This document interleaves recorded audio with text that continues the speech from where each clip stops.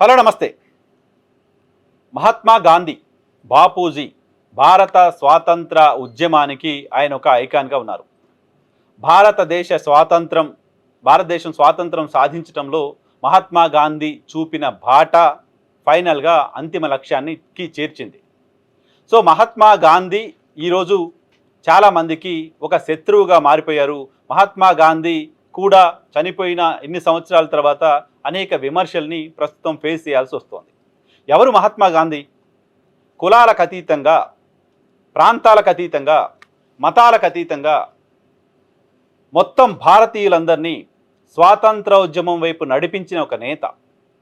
ఎటువంటి ఈ స్థాయిలో కమ్యూనికేషన్ ఎరా లేని రోజుల్లో ఒంటిపై బట్ట లేకుండా కాశ్మీర్ నుంచి కన్యాకుమారి వరకు అన్ని ప్రాంతాల్లో తిరుగుతూ భారత ప్రజల స్వాతంత్ర ఆకాంక్షలను రేజ్ చేసిన వ్యక్తి, వాళ్ళ ఆకాంక్షలను బ్రిటిష్ ప్రభుత్వం ముందు పెట్టగలిగిన వ్యక్తి, బ్రిటిష్ ప్రభుత్వం తల వంచి స్వాతంత్రం ఇచ్చి పోక తప్పని పరిస్థితి క్రియేట్ చేసిన వ్యక్తి.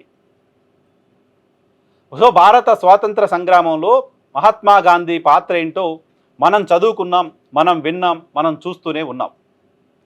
మహాత్మా గాంధీని ఈ దేశంలో ఏ వ్యక్తి అయినా, ఏ పౌరుడైనా గాంధీగా చూస్తారు తప్ప కులంతో చూడలేదు, గాంధీగా చూస్తారు తప్ప ప్రాంతంతో చూడలేదు, గాంధీగా చూస్తారు తప్ప ఆయన ఒక రాజకీయ నాయకుడిగా చూడలేదు. 200 సంవత్సరాలకు పైగా జరిగిన భారత స్వాతంత్ర పోరాటంలో గాంధీ నేతృత్వంలో అల్టిమేట్గా భారతదేశం స్వేచ్ఛా వాయువుల్ని పీల్చింది అంటే సో ఆయన ఎంత నిబద్ధతతో, ఏ రకమైన కార్యదీక్షతో భారత స్వాతంత్ర సంగ్రామాన్ని ముందుకు తీసుకుపోయారో మనం అర్థం చేసుకోవచ్చు.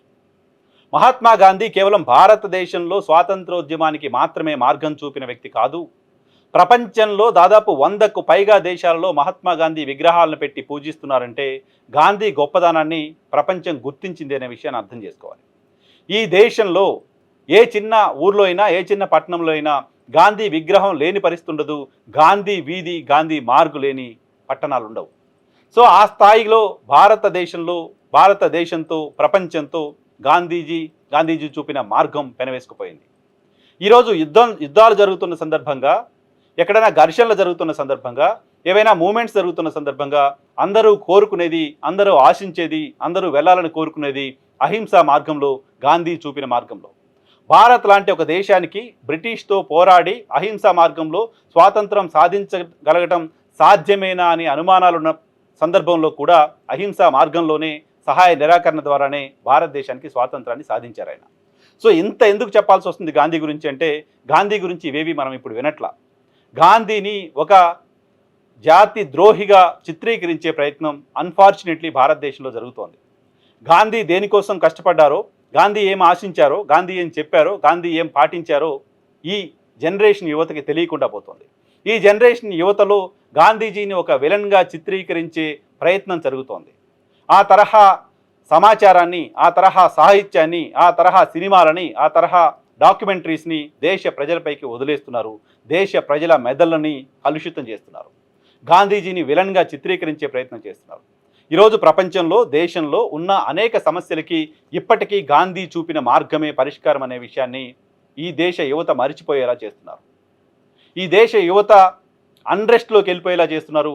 ఈ దేశానికి మార్గం, ఈ దేశం ముందుకెళ్లాలంటే, ఈ దేశం డెవలప్ అవ్వాలంటే అహింసా మార్గం మాత్రమే సరైనది అని చెప్పే నాయకత్వం దేశంలో లేకుండా పోతోంది.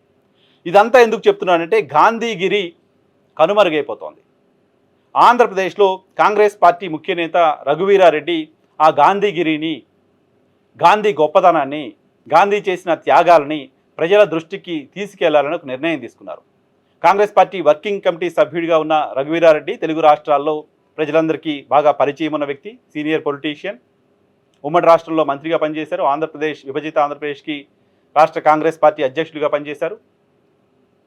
సో ఆయన ఇటీవల గాంధీ పైన జరుగుతున్న ఇటువంటి దాడి చూసిన తర్వాత గాంధీజీ చేసిన సేవేంటో, గాంధీజీ స్వాతంత్ర ఉద్యమంలో ఏం చేశారో, గాంధీజీ ప్రపంచానికి ఏమి ఇచ్చి వెళ్ళారో ఈ తరానికి తెలియచెప్పాల్సిన అవసరం ఉంది అని భావించి 3 రోజుల పాటు అనంతపురం జిల్లాలో పాదయాత్ర చేస్తున్నారు. ఆయన తన స్వగ్రామం నీలకంఠాపురం నుంచి హిందూపూర్ వరకు పాదయాత్ర చేయాలని నిర్ణయించారు.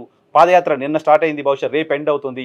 మహాత్మా గాంధీ వర్ధంతి రోజు హిందూపూర్కు చేరుకుని హిందూపూర్లో ఒక సభ ఏర్పాటు చేసి అక్కడ యువతకు, ప్రజలకు అందరికీ మహాత్మా గాంధీ యొక్క గొప్పతనాన్ని చెప్పాలని నిర్ణయం తీసుకున్నారు. రాజకీయ పార్టీలు, రాజకీయ నాయకులు చేసే కార్యక్రమాలన్నీ చాలా సందర్భాల్లో చూస్తున్నాం. పర్టికులర్గా గడిచిన ఒక దశాబ్దంన్నర కాలంగా సొంత అవసరాల కోసం, రాజకీయ ప్రయోజనాల కోసం మాత్రమే ఉంటున్నాయి. సమాజ అవసరాల కోసం, సమాజానికి ఉపయోగపడే ఒక మాట చెప్పే దార్శనికత రాజకీయ నాయకులకు లేకుండా పోతోంది. సో రఘువీరారెడ్డి లాంటి ఒక సీనియర్ పొలిటీషియన్ గాంధీగిరి చేస్తూ ఉన్నారు. 3 రోజుల పాదయాత్రలో ఆ ప్రాంతానికి సంబంధించిన ప్రజలందరికీ గాంధీజీ గొప్పతనాన్ని చెప్పే ప్రయత్నం చేస్తున్నారు. సో ఈ నేపథ్యంలో ఆయన చేస్తున్న యాత్ర నిన్న ప్రారంభమైంది, రేపటికి ముగుస్తుంది హిందూపూర్లో. హిందూపూర్కి గతంలో మహాత్మా గాంధీ వచ్చి వెళ్ళారు ఫిజికల్గా అక్కడికి. ఆయన మహాత్మా గాంధీ వచ్చి వెళ్ళిన ప్రాంతం హిందూపూర్. రఘువీరారెడ్డి కుటుంబం 3 జనరేషన్స్గా ప్రజా జీవితంలో ఉంది, రాజకీయాల్లో ఉంది, స్వాతంత్రోద్యమంలో ఉంది. ఆ తర్వాత భారతదేశ రాజకీయాల్లో కూడా ఆ కుటుంబం కంటిన్యూ అవుతూ వస్తోంది. సో అటువంటి కుటుంబం నుంచి వచ్చిన ఆయన తన స్వగ్రామం నుంచి గాంధీజీ వచ్చి వెళ్ళిన హిందూపూర్ ప్రాంతం వరకు ఈ పాదయాత్ర చేస్తున్నారు. రాజకీయ పార్టీలకు అతీతంగా నాయకులంతా ప్రధానంగా గాంధీజీపై జరుగుతున్న దుష్ప్రచారాన్ని అడ్డుకోవాల్సిన అవసరం ఉంది. గాంధీజీపై జరుగుతున్న దుష్ప్రచారాన్ని అడ్డుకొని గాంధీజీ గొప్పతనాన్ని చెప్పటం అంటే ఇంకో పార్టీకో ఇంకెవరికో వ్యతిరేకం కాదు, లేదా సొంత పార్టీ ప్రచారం చేసుకోవడం కాదు. అది దేశం పైన ప్రేమతో, ఈ దేశ ప్రజలపైన ప్రేమతో, ఈ దేశం పైన భక్తితో చేస్తున్న కార్యక్రమంగా చూడండి. ఒకప్పుడు ఏ పార్టీ అధికారంలో ఉన్నా, ఏ పార్టీ నాయకులున్నా స్వాతంత్ర దినోత్సవం రోజు, రిపబ్లిక్ డే రోజు గాంధీ గురించి 4 మంచి మాటలు చెప్పడం చూసేవాళ్ళం. ఈరోజు గాంధీ ప్రస్తావన లేకుండా పోతుంది. అన్ఫార్చునేట్ కొన్ని చోట్ల గాంధీజీ ఫోటోలు లేకుండా వేడుకలు చేస్తున్నారు. గాంధీజీని విలన్గా చిత్రీకరించే ప్రయత్నం చేస్తున్నారు. ఇది మంచిది కాదు. రఘువీరా చేస్తున్న తరహా ప్రయత్నం పార్టీలకు అతీతంగా నాయకులంతా చేయాలి. పార్టీలకు అతీతంగా నాయకులంతా గాంధీజీ గొప్పతనాన్ని ప్రజలకు చెప్పాల్సిన అవసరం ఉంది. ఈ దేశ యువత కూడా వాట్సాప్లో వస్తున్న సమాచారాలు, కొంతమంది ఫ్యాక్టరీలు నడుపుతూ ప్రచారం చేస్తున్న తప్పుడు ప్రచారాలు, విష ప్రచారాలు నమ్మకుండా వాస్తవం ఏంటో తెలుసుకోండి. గాంధీజీ ఏం చేశారో, ఏం సాధించారో మన ఇంట్లో పెద్దవాళ్ళని అడగండి, దేశం బయట అడగండి. ఈ జరుగుతున్న దుష్ప్రచారం వెనక ఏముందో కాస్త కామన్ సెన్స్తో ఆలోచించండి, అర్థమవుతుంది. సో గాంధీ మాత్రమే మార్గం భారతదేశానికి, గాంధీ మాత్రమే మార్గం ప్రపంచానికి, గాంధీ చూపిన మార్గం మాత్రమే ప్రపంచ శాంతికి పర్మనెంట్ సొల్యూషన్గా చూడాల్సిన అవసరం ఉంది. సో రఘువీరారెడ్డి గారు చేస్తున్న ఈ ప్రయత్నాన్ని అభినందిద్దాం. అదే బాటలో రాజకీయ పార్టీల నాయకులంతా, మరోసారి చెప్తున్నాను, పార్టీలకు అతీతంగా గాంధీజీ గురించి ప్రచారం చేయాల్సిన అవసరం ఖచ్చితంగా కనపడుతోంది.